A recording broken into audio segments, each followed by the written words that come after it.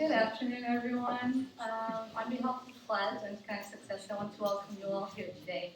And thank you for being here and help us celebrate the launch of the Connect Success website, which we will show you a little bit at the end of this session. And we have, you all recognize maybe this voice. She's an honorary member of Connect Success. She might not be here in person today, but she is watching it online back in Boston. And I've made her open the website live stream because we're live streaming this today for everyone that couldn't be here today. And I've made her open it on several computers at Holt International School.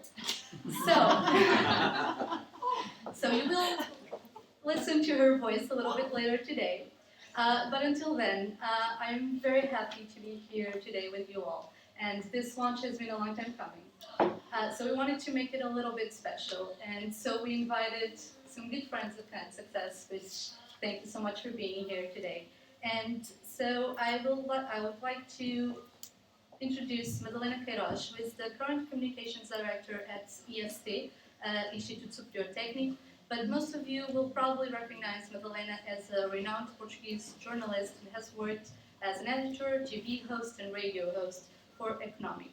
Today, Madalena's job is of moderator, so let's please give her a round of applause. And let's start. Welcome to this live web talk celebrating the launch of Connect to Success website, a program launched 3 years ago to help Portuguese women entrepreneurs. With Slight problems. Kim Sawyer and Tim Vieira that will talk about the road to success, turning obstacles into opportunities.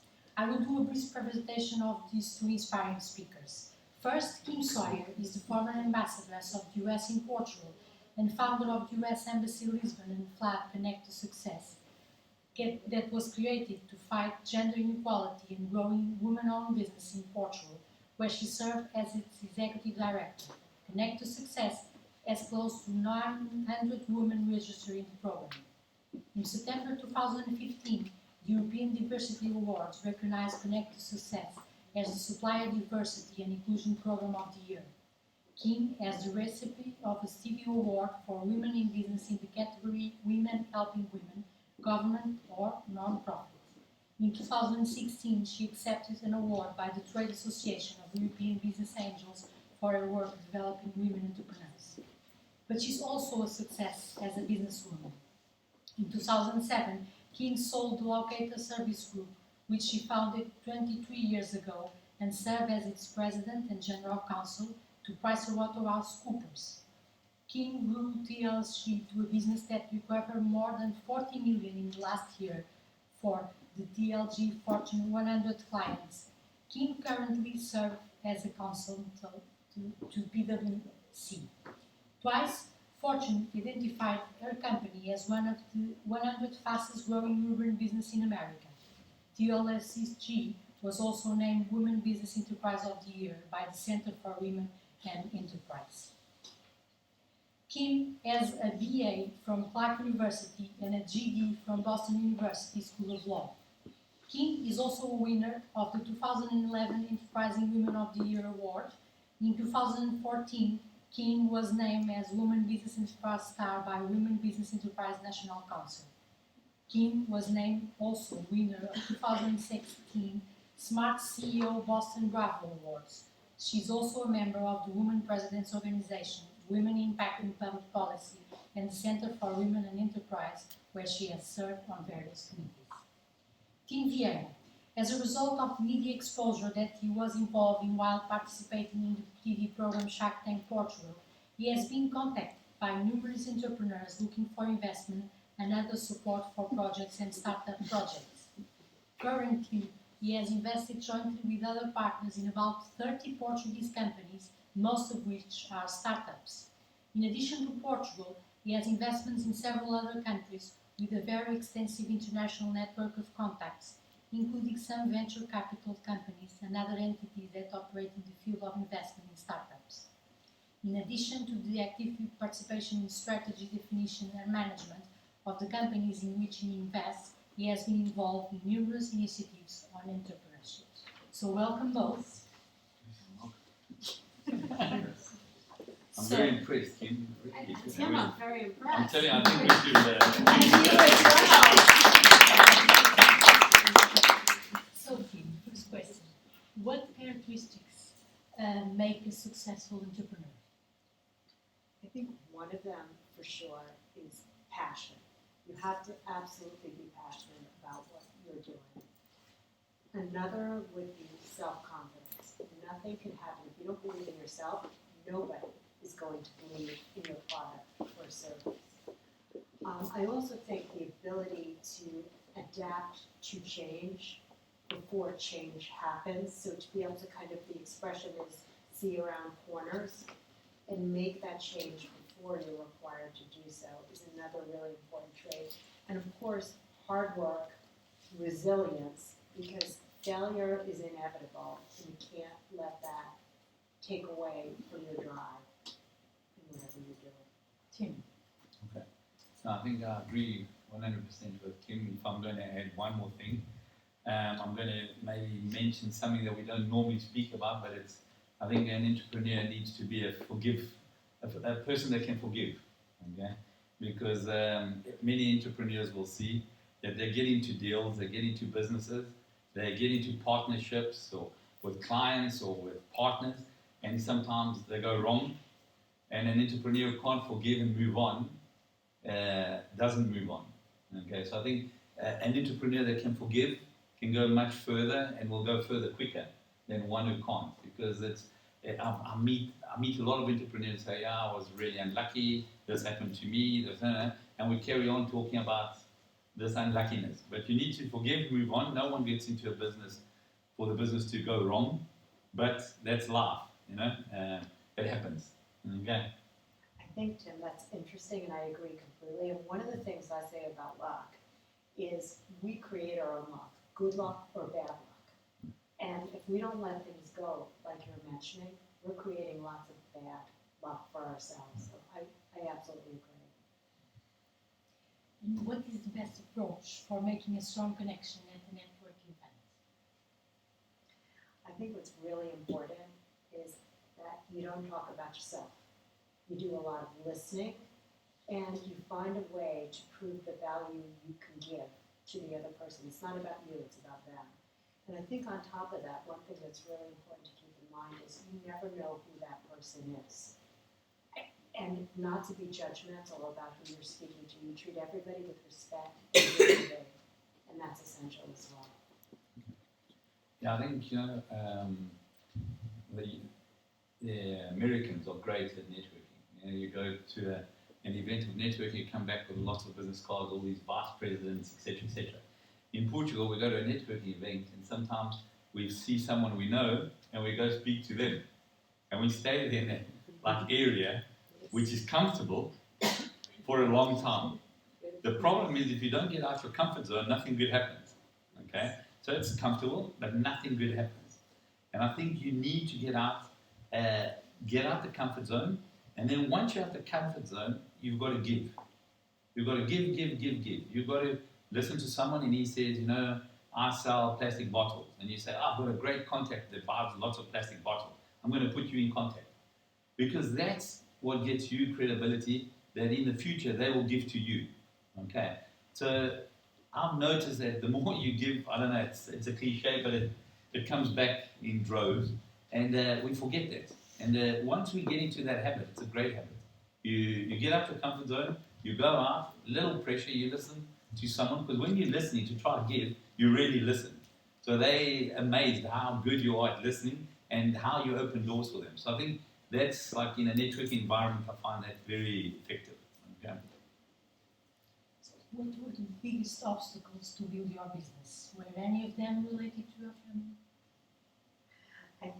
My education was as a lawyer, not a business person. And at the time that I chose to start my company, I was making a very nice living working for a company.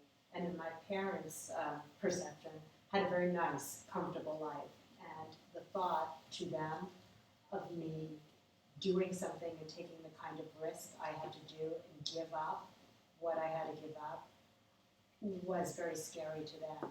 And unfortunately, they weren't particularly supportive when I decided to do this. And I was 28 years old. And I think that was a difficulty, having enough self-confidence and being comfortable enough in a decision that was contrary to the people who, at the time were the most important people in the world and what they were saying to me.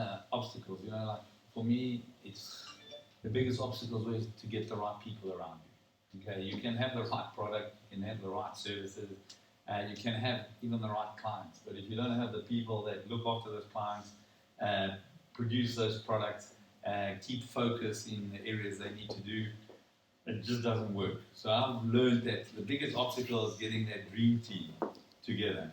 It can't be one superstar. It needs to be a team of people that can make it work. So for me, an obstacle is always how do we get those people? And for the last few years, I've learned more and more, especially in startups, is that we're actually betting on the people. The business doesn't even matter because nowadays businesses, like Kim was saying, the change happens so quickly that 5-year business plans almost a lie. They don't happen. That 5-year business plan will change probably after 6 months or quicker.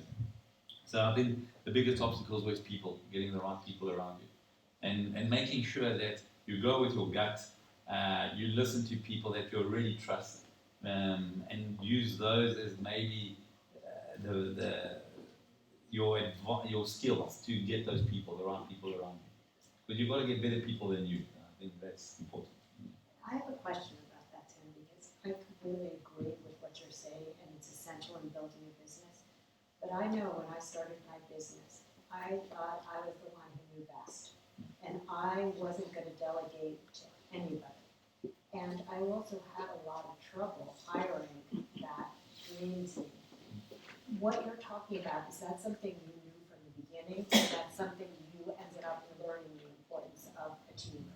No, it's experience. Like for me, it was experience because, like everything in life, the more mistakes you make, if I could go back to university now, as a 20-year-old, but I knew what I knew now,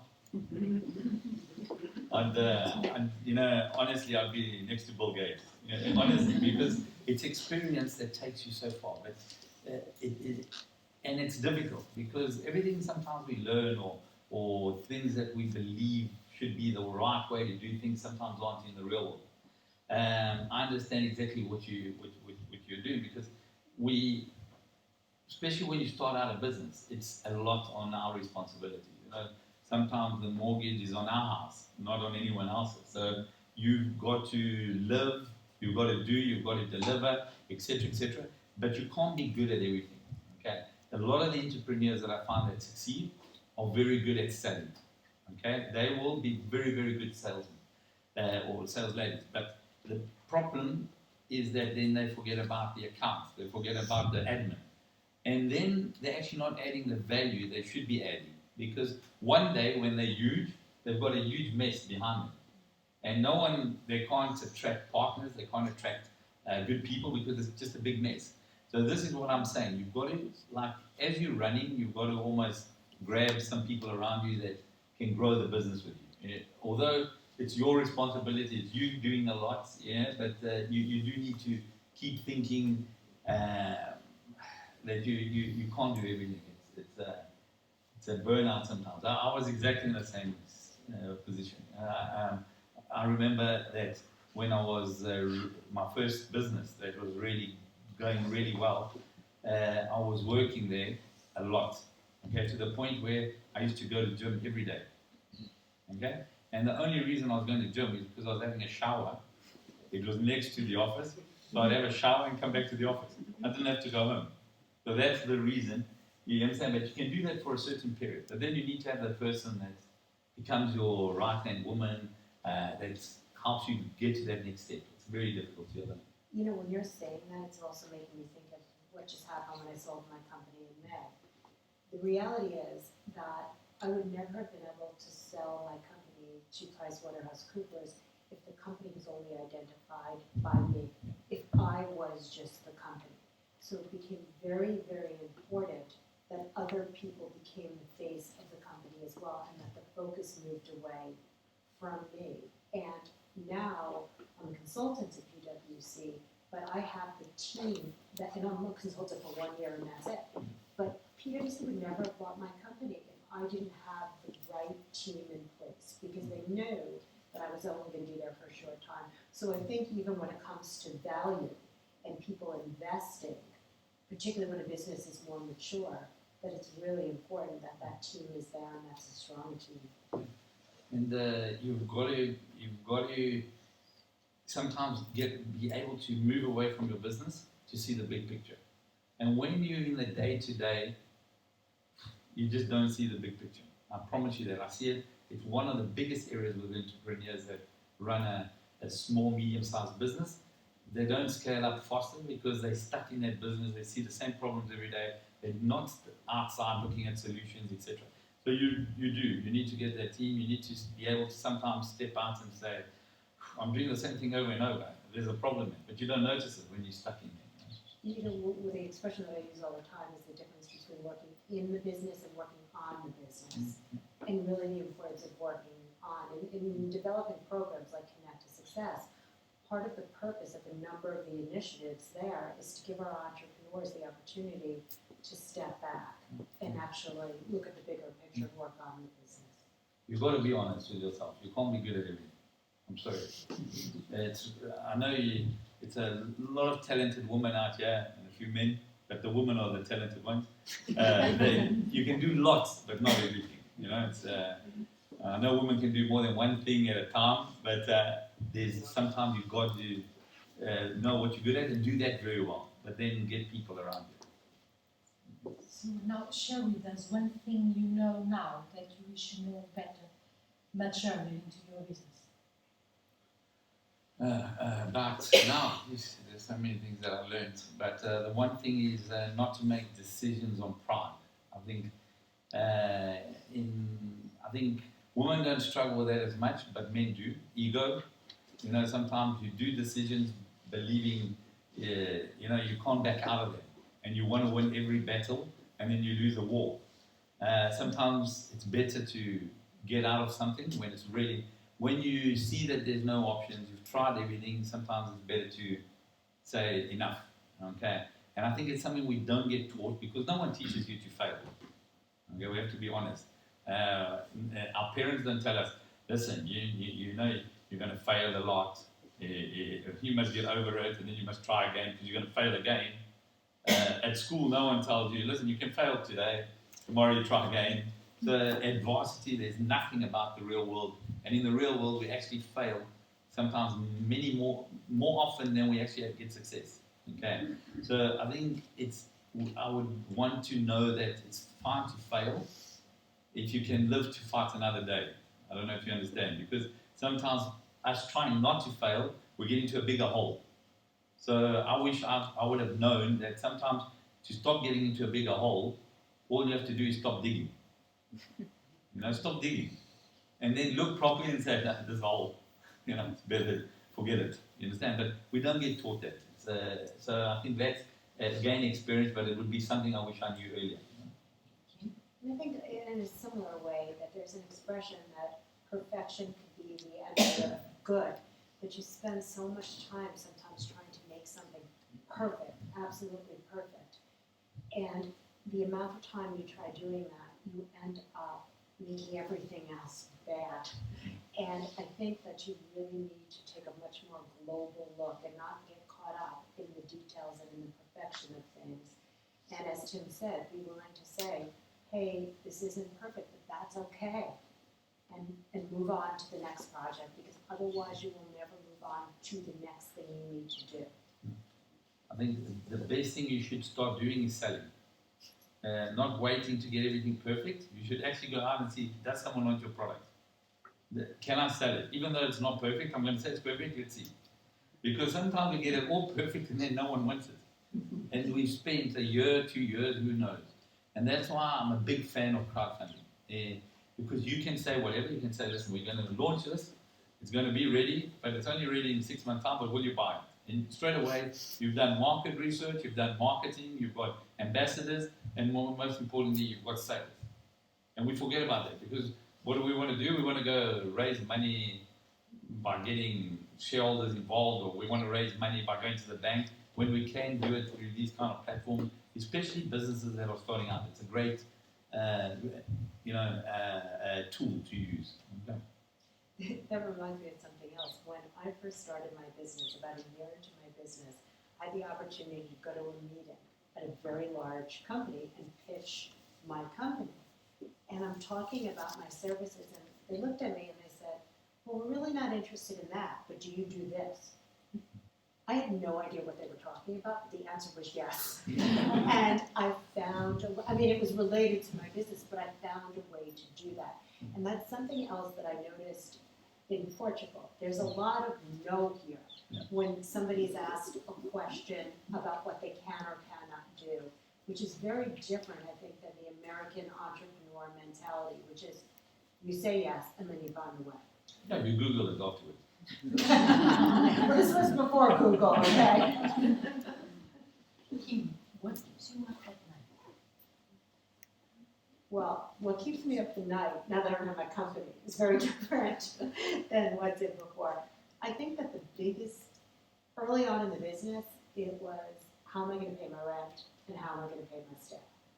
Then after that, after I figured out how to pay the rent and how to increase my staff, it related to human resource people problems. I don't think that there is any, as Tim said, a team, right, is super important. But the problems that go along with people, I never realized how big they could be. Currently, now that I don't have those problems, what keeps me up at night is thinking about what I'm going to do next. Yeah, it used to be my kids, when they were small. And now it's my kids because they're not small. I think at the moment, like what keeps me up at night is I've actually gone to the point where I can honestly say, nowadays, I sleep very little. So when I sleep. I don't stay up. Okay. But when I wake up, I've got to admit that I worry about what's going on in the world. I do. It's like I'm one of those people who know how blessed I am to be where I am. I know how blessed I am to have the people around me that I've got.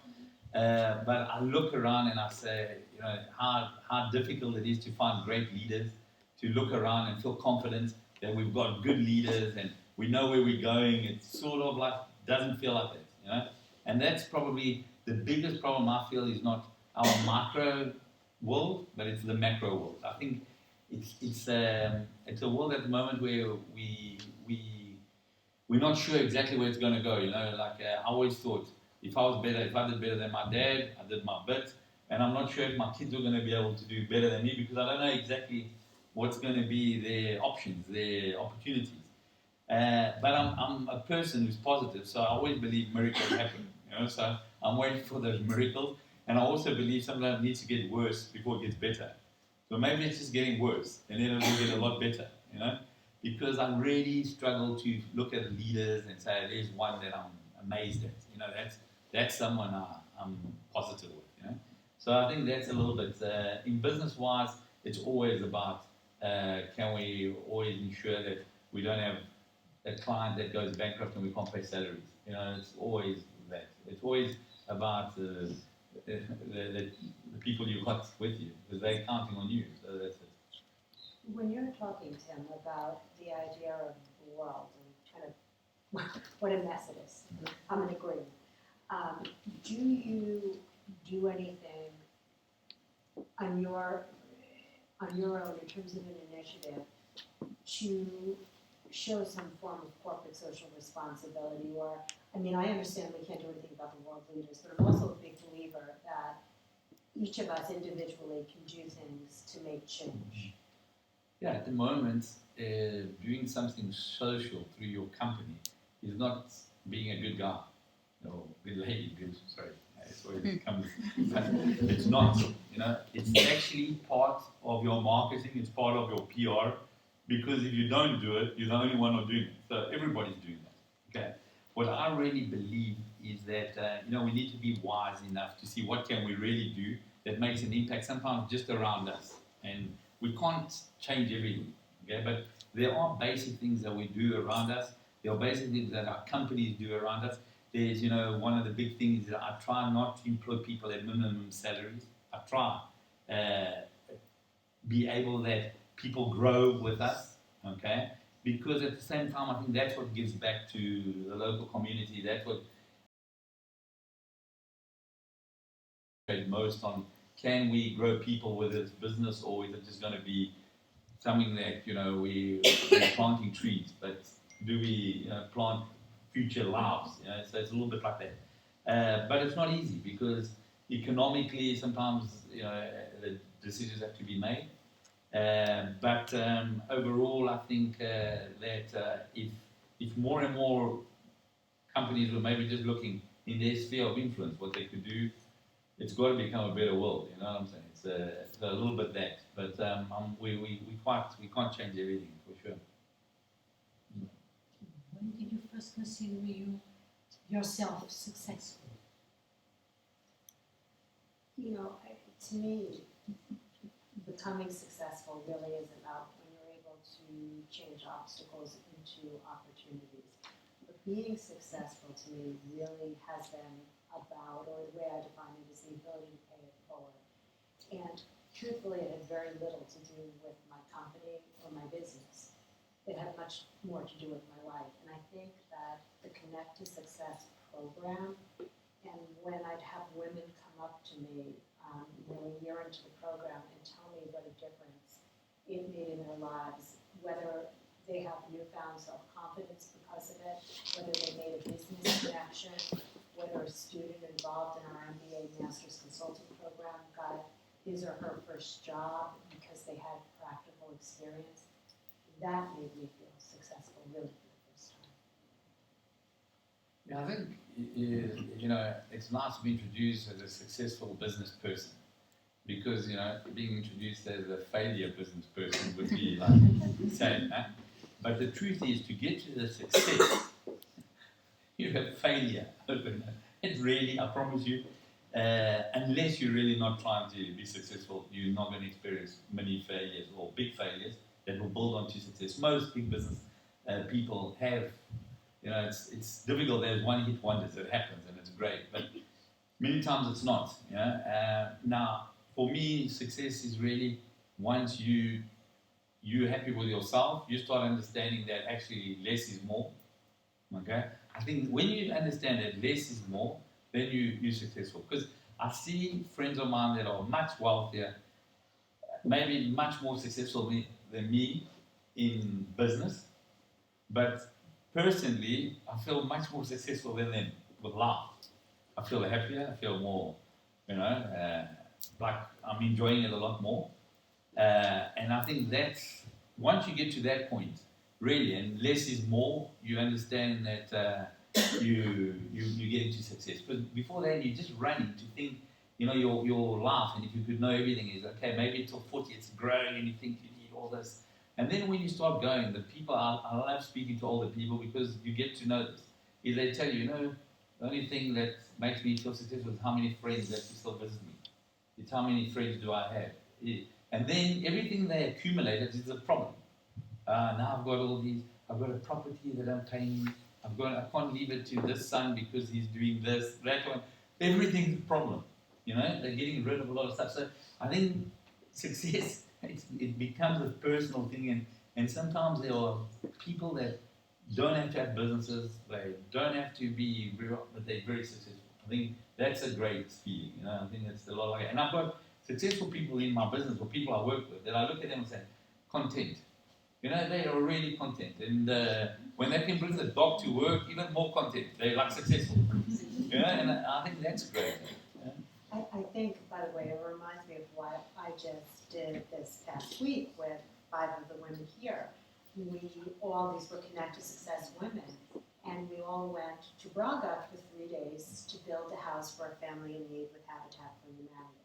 And the discussion on the bus ride there, I think took 4.5 hours, was why, to each woman, why are you here? Why do you want to be doing this? And the common theme for everybody was, I want to give, and I know what I'm getting back is so much more than I'm giving.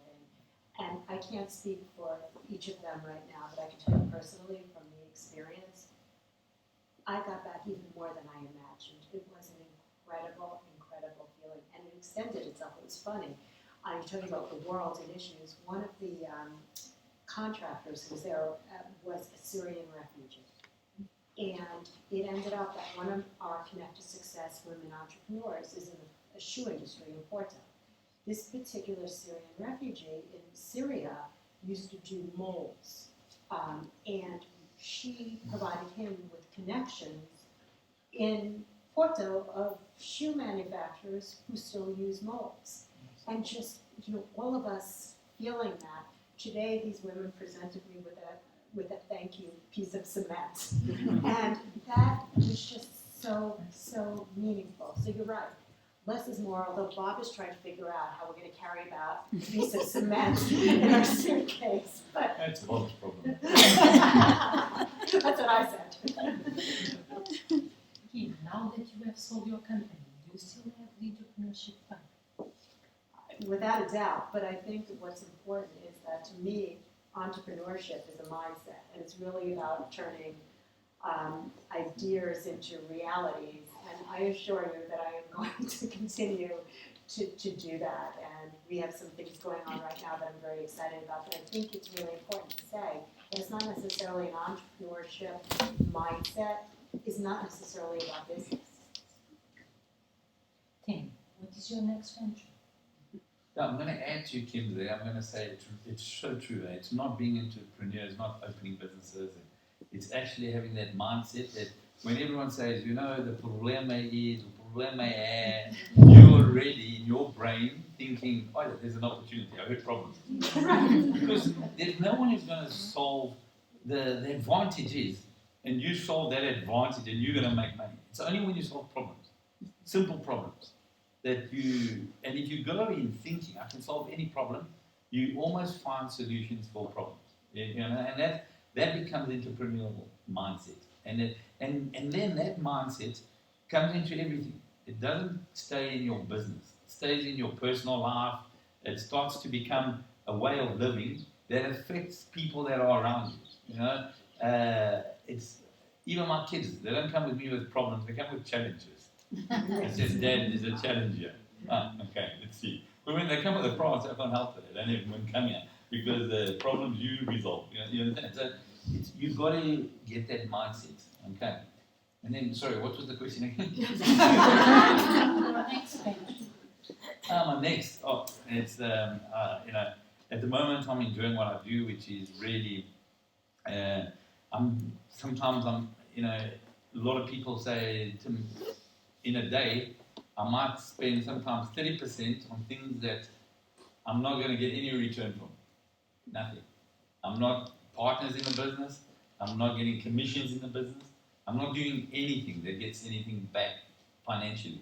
But you get so much more by seeing someone when they send you an SMS or a WhatsApp message saying, Tim, thank you so much. This has worked and it's changing my business or it's doing this. It's brilliant. You understand? So I spend my time sometimes just in simple connections, making someone's business go a lot faster going forward, and I don't want anything to do with it. I just want to help there. So I think that's for me it's good fun.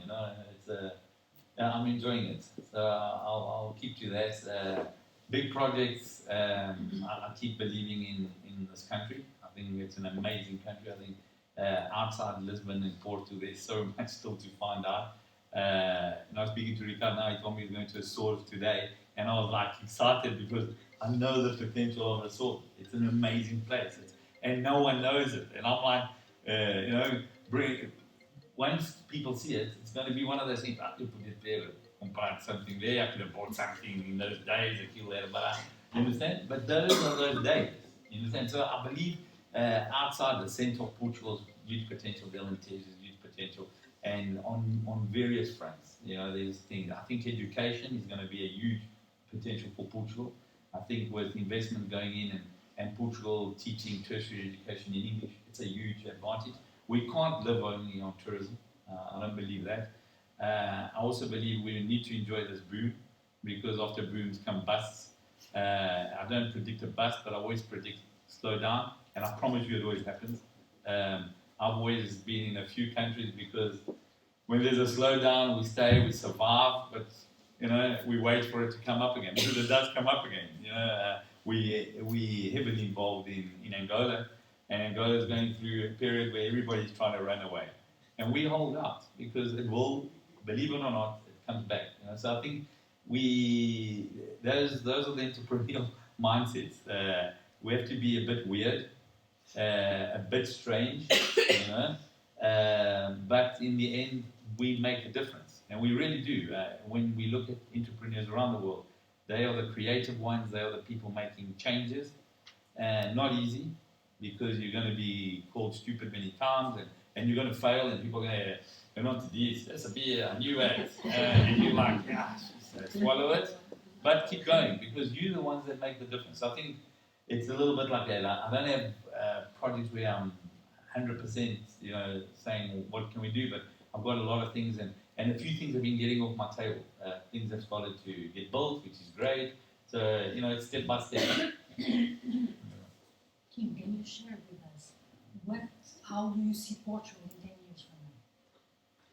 Well, I agree with what Tim said. I think that we're in the process of now going to be going through a big boom.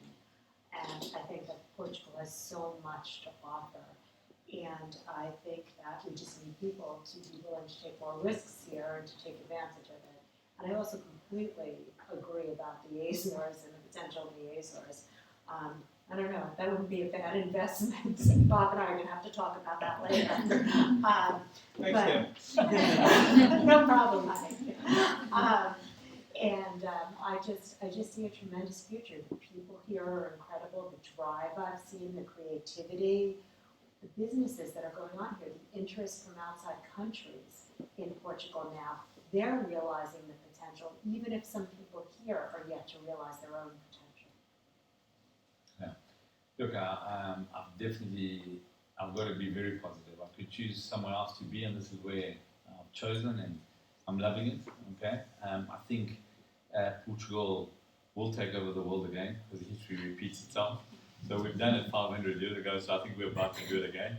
But it's going to be in a different way. It's going to be in a way that our people that are around the world as well, we've got good network, we've got people around there, are starting to be proud again, to say, I'm Portuguese, I can connect you to Portugal, all that kind of stuff.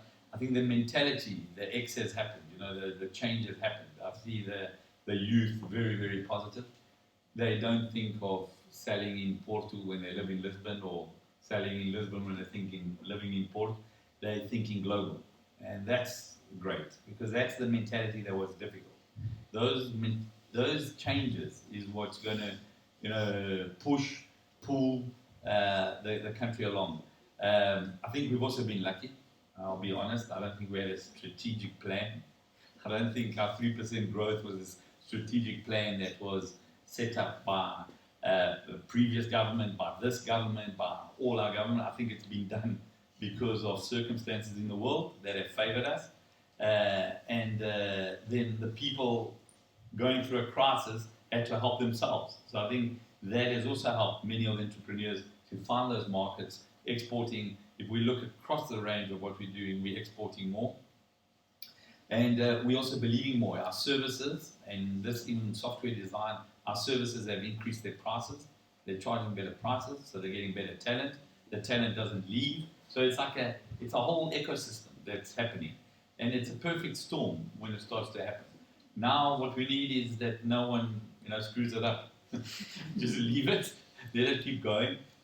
Keep putting some fuel in it. Don't let it overheat, because no one wants that either. But I think we're far from a bubble. We're far from all those kind of things. It's looking positive still. I think we're very, very blessed to be in this place at this moment. And I think that there's a lot of people around the world that would want to be here. So for the first time, we're starting to feel lucky, very lucky again that we're dominating world football. I think we'll be world champions again. Our women are going crazy on football as well now. They're winning.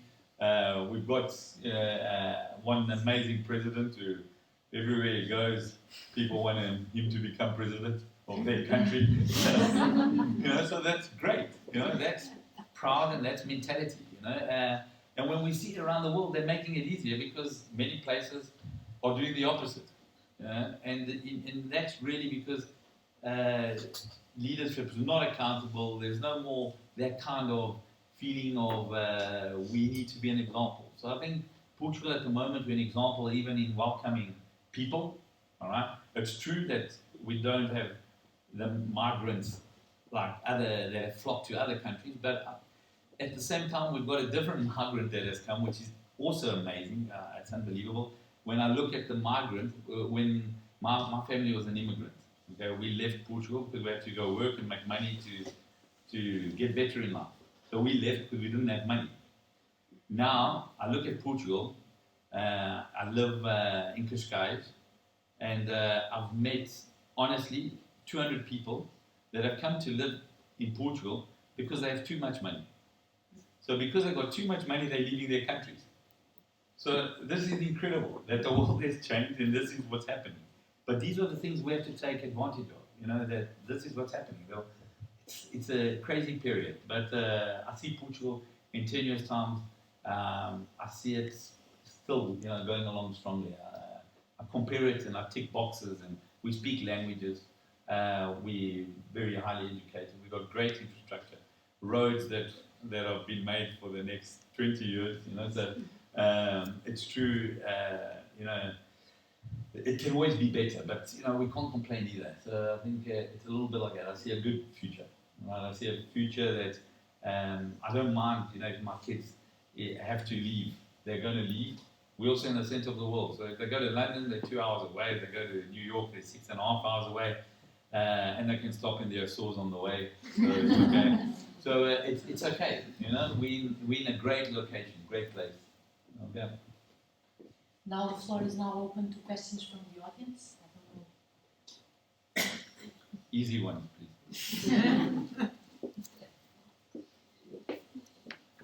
I have.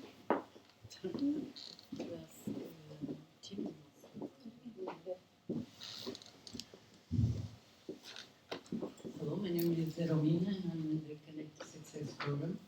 And I was also in the group to Braga. I would like to ask Tim and him a question that's related. So you've been working with men and women entrepreneurs. What do you think that women lack, have been disadvantaged by comparing with men, and what we should, and also the advantages of what we should do better. And with Kim, I would like to know, comparing with American women. Thank you. Okay, I think women are going to have no disadvantages. I'll be very honest. Now, looking at investing in a company that's being set up by 3 founders, which are men. Okay, and these men are setting up a company. They did technicals. I always find technical people very, very good to bet on. Okay, they normally do well, etc. And my one demand from them for putting money in is that the CFO is a woman. Okay, because the CFOs that I've had as women have been the best women CFOs. All right, because women don't see things like short term. Okay, they also don't try and make things look better. They sort of like tell you how it's looking, and it's more truthful. You understand what I'm saying? That we look at it sometimes. Women, there's less scandals that involve women than with men. Okay, so I think I know that, and I think more people are starting to find that out. Okay, I think women in government is great for the same reason. Okay, I think that going forward, there's just going to be more women in more important roles, because I look at universities again, and the women are getting better marks. And if you look at Technic even, and if you look at Nova in business, they're the ones that can get medals of 17. The boys are confused. They can't get it. So just naturally, there's a natural selection happening. Okay? So it's a good thing. All right? I see it can't get worse. Okay, it can't get worse. It can't go backwards. All right? But I think it's also the women that have to make sure they keep going forward. All right? I don't think the days that you could almost blame males for stopping it is going away. You know, a lot of those dinosaurs are dying. Okay, a lot of those males are disappearing, and those males weren't good for women, but they also weren't good for talented males. They were just blockers, and so that's moving away. So I think, you know, it's in your hands. I think when I look at startups now, mostly they've got a woman already there doing something very important. All right, so it's coming along. It's changing. You know, I promise you, I would never swap a woman for a man. For anything. No, it's really seriously, you've got the future in your hands. But you know, you've got to keep having success, because success breeds success. And I think we don't have enough women in business in Portugal saying, you know, yeah, someone we look up to. You know, but in Portugal, the success is normally on a football field. You know, it's normally Ronaldo's or things that's easier. Now, in the business side, even there we've been let down by some of our big business guys. You know, so, right? So don't do it. Just keep doing what you're doing, and you'll be fine.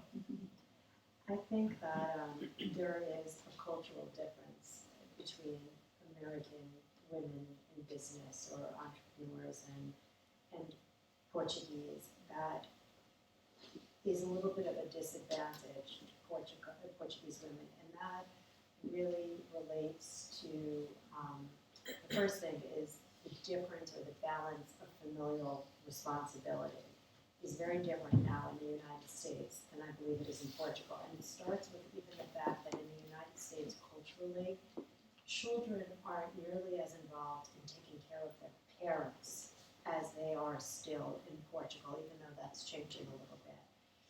And it seems like still at the end of the day, women are the ones primarily responsible for caring for in Portugal, for their children and for their elders. And I think that puts women at a disadvantage because so much, we were talking about networking earlier, so much of networking goes on after work. And if women are still primarily the ones, even if they are working, responsible to go home after work to take care of their children or their parents or their spouse's parents, they're going to be at a disadvantage. I also think, and I've heard a lot, and this surprises me, with some conflicting things. One is for a woman to be successful, that she has to behave like a man. And I don't think that's true at all. I do not think there is anything inconsistent with being feminine and being successful in business. And reading Economico and reading Vogue, and that the two can absolutely be consistent. And it took the United States a long time to be a little bit more advanced than Portugal. Believe me, we have major problems in the United States, including gender pay gaps and lots of other things I'm just not going to get into. So it's not that the U.S. is perfect, but I do think because of these cultural reasons, there's a little bit of a disadvantage. All of that being said, what is amazing to me in the Connect to Success program is how when Portuguese women have been given the opportunity through Connect to Success, all different kinds of opportunities, how so many women have taken advantage of those opportunities. And you know what? I don't know. Maybe opportunities are too easy in the United States, but I can tell you that there are so few women in the U.S., and I mean, I'm involved in a lot of women's groups there, that take advantage of some of the programs that they have been offered, that the women here have been offered. They don't want to make the effort. It is the oddest thing. And here I find that the women are so motivated and so passionate and really want to do something and are willing to work for it in a way I don't see American women as ecstatic about. And it's true, the Portuguese women also cook very well. Excuse me? I'm sorry, Excuse me? they cook amazing. I'm sorry. Spoiled it. Yeah. Not anymore. No, let me say. That's enough. I'm going to say one thing. Past that time. It's always to do with, if we look at it, not cooking in the kitchen. What I'm saying is they've always been able to learn the basics, okay? And this is not a negative. It's not a negative thing. Because if you look at it, it's one of the biggest advantages we have, okay, in Portugal, all right, is that our women do give, let's say, a big advantage to the kids, all right? I'll be honest. I look at me, I probably became what I am because I had a mother like I did. My sister, as confident as she is, also because of our mother. It's going to get more complicated, 100%, because it's not that we're going to take. I got myself in trouble here, but I really believe that our women. Not to dig yourself deeper. No.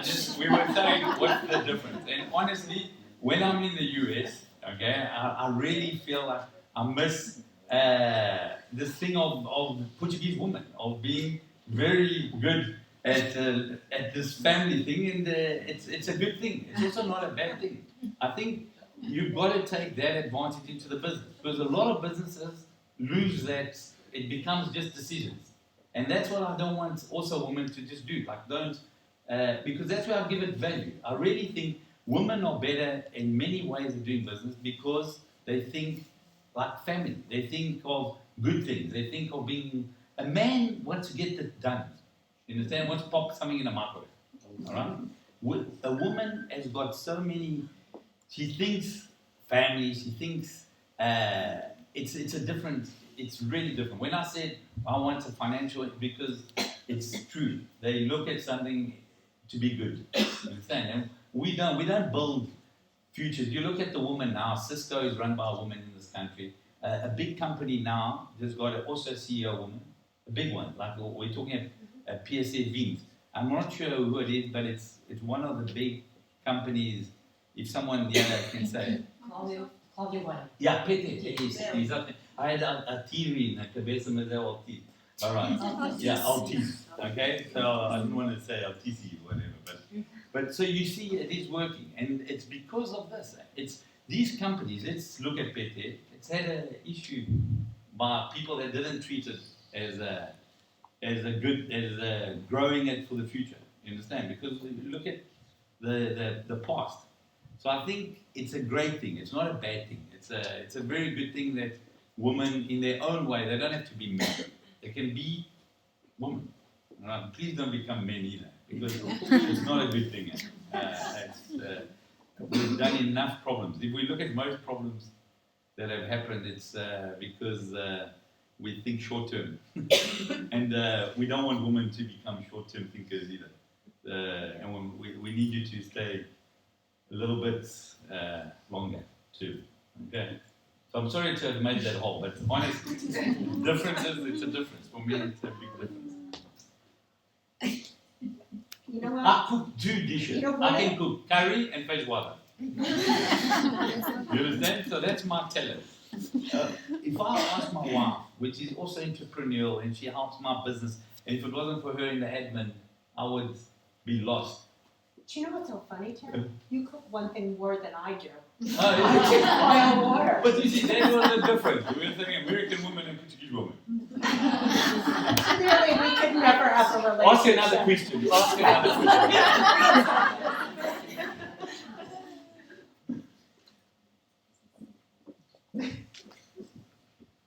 I just want to make one little comment, and then I'll just take my question. Actually, I think what we find in here is actually a little bit of expectation.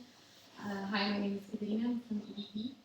We did a study within Portugal, and then we went to Spain. And actually, we asked the same questions within women.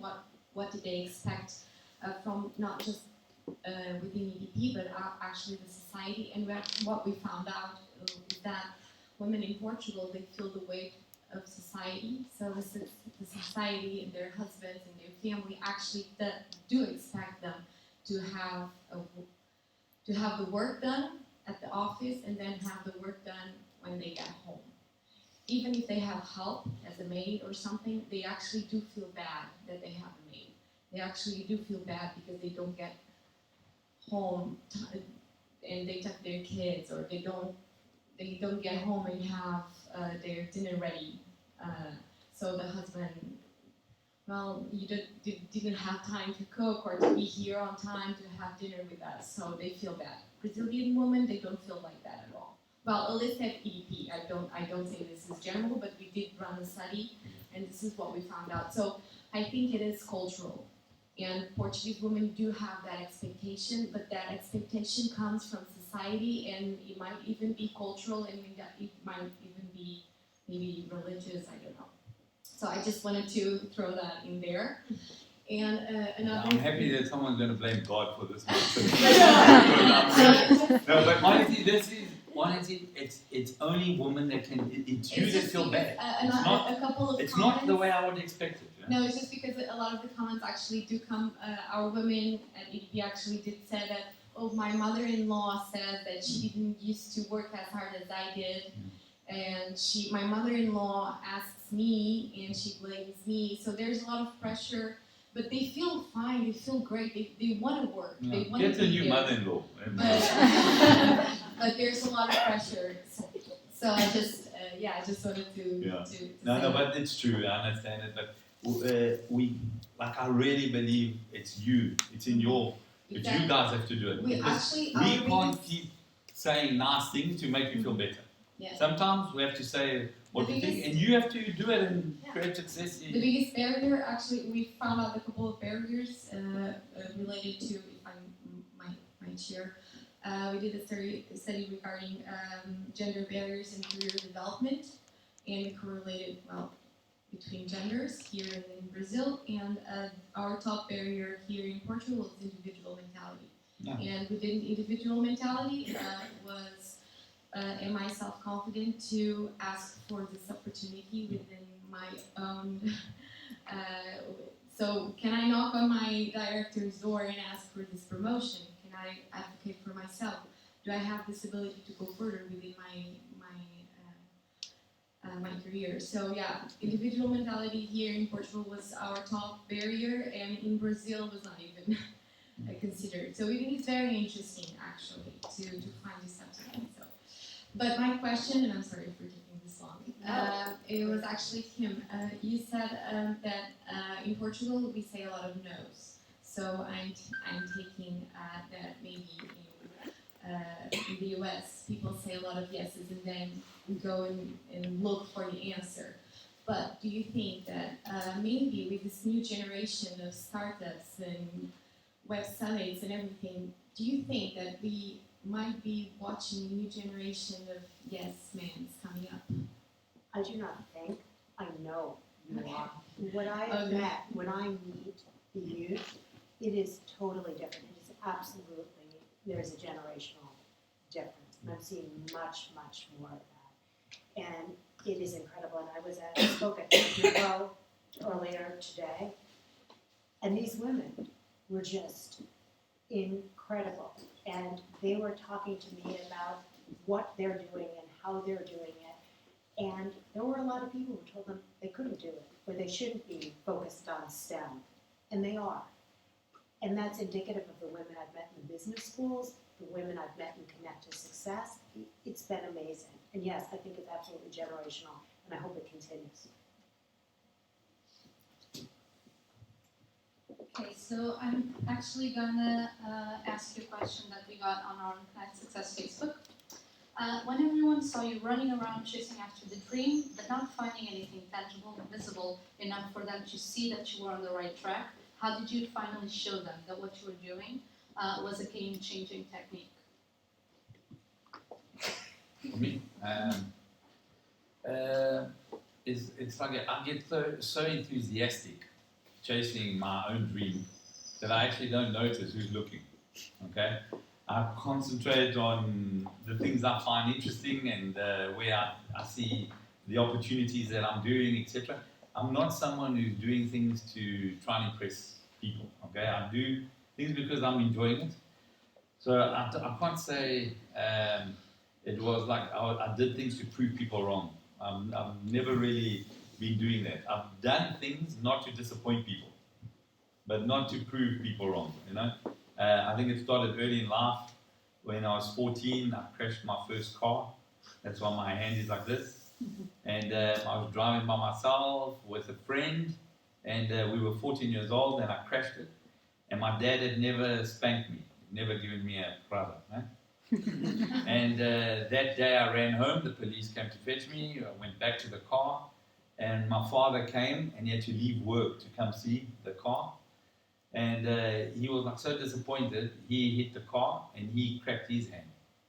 And me and him both went in the ambulance together. And his look alone made me never want to disappoint. Okay, I thought I don't want to see that look again in his face. So let me do things a little bit better. Let me change the way I do things. So it wasn't to prove him wrong ever. It was just to make that look not come back. Okay, because it's a terrible look when you like disappoint people because of your actions. So I try not to disappoint because of my actions. Okay, so I'll rather do things that way. Okay.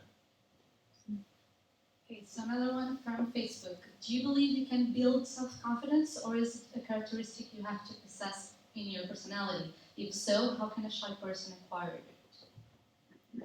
I definitely think you can build self-confidence, and I've shared this with people who are always amazed that before and if Bob was here, he could tell you this, but before I came to Portugal, I was terrified to speak in front of people. Absolutely terrified.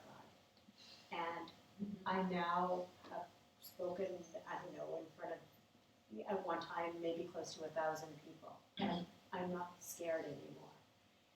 And I don't know where it came from, but a confidence built up in me, a self-confidence, through, I think, what I was doing for everybody else through Connect to Success. Again, as much as I was giving, I was gaining. But a lot of what I gained through Connect to Success was my own self-confidence. It's funny, it's not about having, it wasn't for me about having a successful business. It was really about just getting out there and one day saying, wow, it's almost like I woke up to it. I don't know, but I think it's from a lot of experience. It's from realizing that even though you fail and you make lots of mistakes, it's kind of okay. I can get up on my feet again.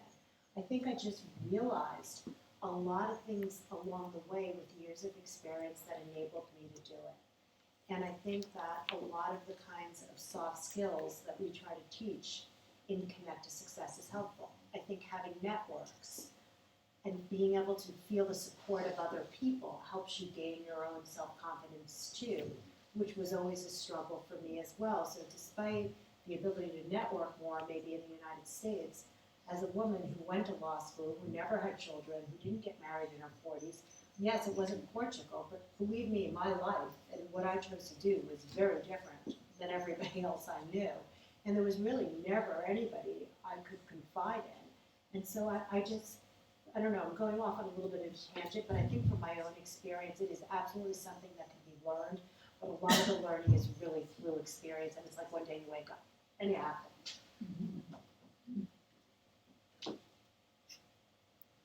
Any more questions? I have one.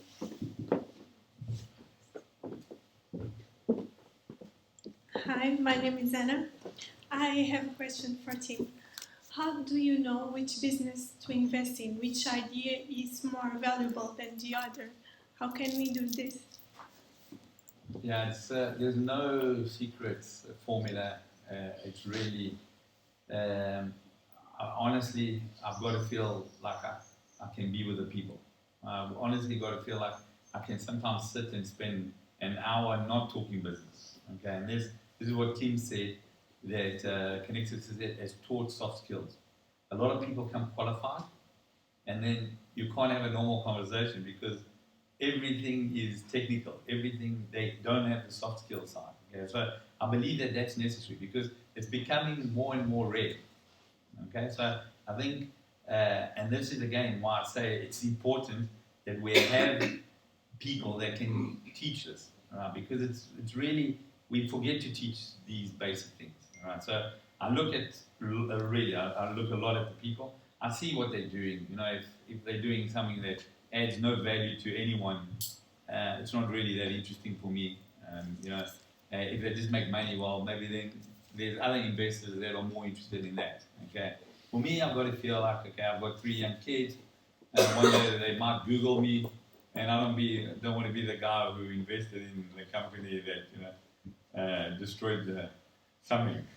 Okay, so I try to again be a little bit responsible on what we're investing in. At the end, it also does come back: can they be profitable? What's the in my terms of the experience I have with the off-takers I can arrange, the network I can open, what is the chance they have of being successful? Okay, because they're going to do the work. Yes. They're going to do the work. I don't actually work. If anyone thinks I work, they're wrong. Okay, I can open doors. I can get the meetings. We obviously put in some funding, but then the work and the sleepless nights is them. Okay, so if I don't see that they can do that, and then I don't see that, and if I see they can do that, and with that they can be successful, well, then it's something different. We look at that opportunity. I don't have an industry that we focus on. We quite widely invested. I'll be honest, we haven't had huge success in technology because it takes time. So we've still got a few that we're hoping. But the basic stuff, the things of agriculture, we've really seen that there's a big advantage on Portuguese businesses in that area. Obviously tourism, property, because everything seems to be going up. But then on the services, I think that's another big opportunity. So, and in services, it's people skills. In the end, someone wants to deal with someone that's confident, that looks after them, that performs, and that delivers. And I think we're good at that. We've got good people at it.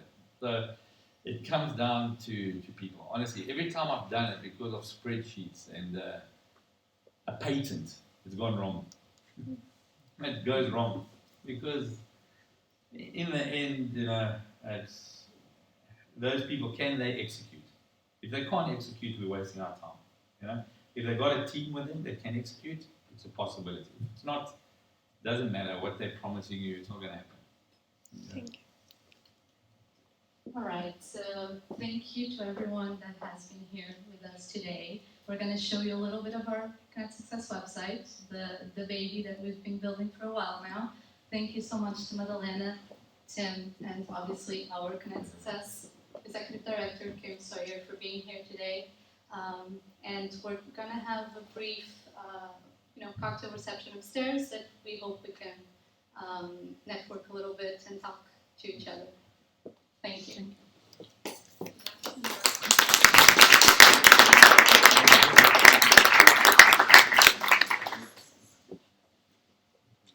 Welcome to the Connect Success website, a platform dedicated to connecting women entrepreneurs in Portugal and helping them in growing their businesses.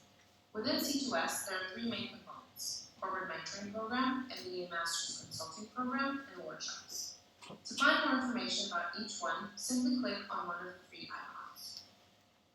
To be able to participate in any of the mentioned components, a woman-owned business must be registered with C2S. To join our community, register now to become part of a network of close to 900 women entrepreneurs. On the homepage, you can also find testimonials from some of our participants, including corporate mentors, students, and women-owned businesses. Below, there is also a section on the latest news and events. We owe a large part of C2S's impact to the efforts and commitment of our corporate and educational partners.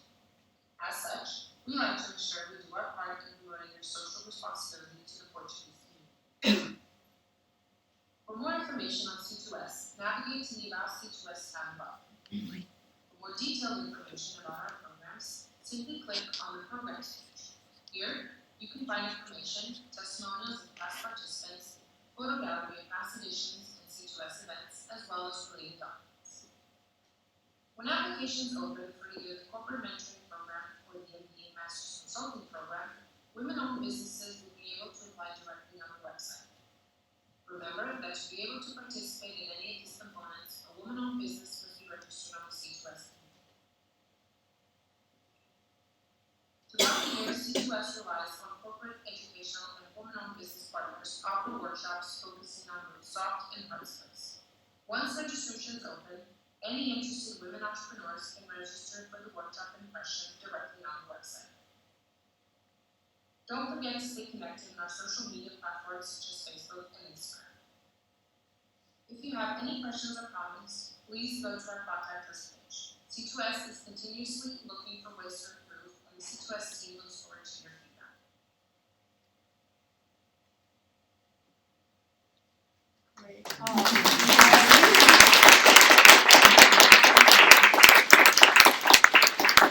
I want you to know that was Carolina, who was running the program until she got accepted in a wonderful program at Holtz in Boston. So I am so lucky that she got accepted to this program because she's now my neighbor. And I'm spending this coming weekend with her at my house on the Cape. And her mother, Anna, is here. She must be very proud. So, Thank you very much. so is it time to It is time. network and party? And have fun. So let's go upstairs. Thank you all so much.